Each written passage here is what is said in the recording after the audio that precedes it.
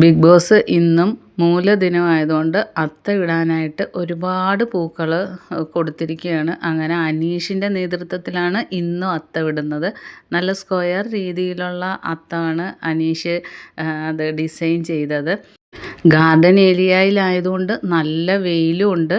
അനീഷ് മണിക്കൂറായിട്ട് ഇത് ഇടുന്നത് കാരണം അവരൊക്കെ വെയിൽ കൊണ്ട് തളർന്നിരിക്കുകയാണ്. അപ്പോൾ മസ്താനി ചൊറിയാനായിട്ട് വന്നിട്ടുണ്ട്. അപ്പോൾ അനീഷിനോട് ചോദിക്കുകയാണ്, ഈ ഓണത്തിനൊക്കെ വൈബ് ക്രിസ്മസിനാണല്ലേ എന്ന് പറയുന്നത്. അപ്പം അനീഷിന് ദേഷ്യം പിടിച്ച്. അപ്പോൾ അനീഷ് പറഞ്ഞ്, അത് 10 ദിവസവും ആഘോഷിക്കുമ്പോഴത്തേക്കും മനസ്സിലാവും. ആ ഊഞ്ഞാലിലൊന്ന് കയറിയിരുന്ന് ആടിയിട്ട് ഓണത്തിൻ്റെ ദിവസങ്ങളും എല്ലാം ഒന്ന് മനസ്സിലാലോചിച്ച് ആ ഓണപ്പാട്ടൊക്കെ ഒന്ന് ചിന്തിച്ചെടുക്കുക. അപ്പോഴത്തേക്കും ഏതാണ് വൈബെന്ന് മനസ്സിലാവും. അതുപോലെ തന്നെ ഉച്ചയ്ക്ക് ഊണ് കഴിക്കുമ്പോൾ അത് ഓണസദ്യയാണെന്നും കരുതി കഴിക്കാൻ പറയുന്നു.